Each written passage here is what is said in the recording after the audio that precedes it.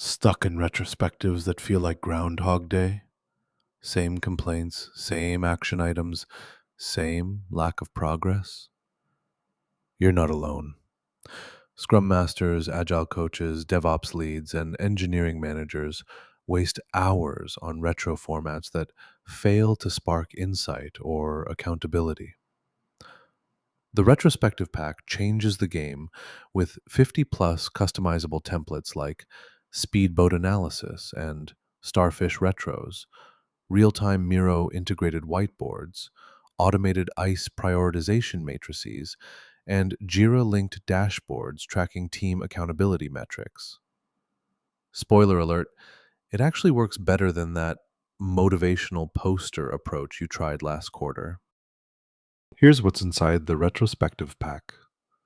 Kick off with facilitation frameworks like 5-phase pattern recognition and blameless postmortem playbooks.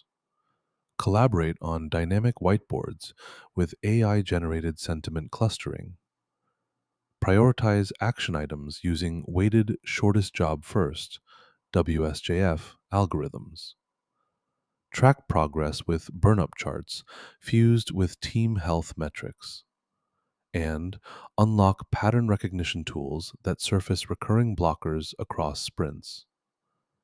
Each phase comes with working code templates, performance benchmarks, and progress checklists. And it works everywhere. Claude Code, Cursor, Gemini CLI, Windsurf, Copilot, Warp, and more. Your retrospectives just got a promotion. Installing the retrospective pack takes one command: npx quanta-skills add retrospective-pack. That's it. You'll download 50 plus retro templates, interactive whiteboard integrations, prioritization matrix workflows, and dashboard widgets ready to plug into your Jira or Azure DevOps.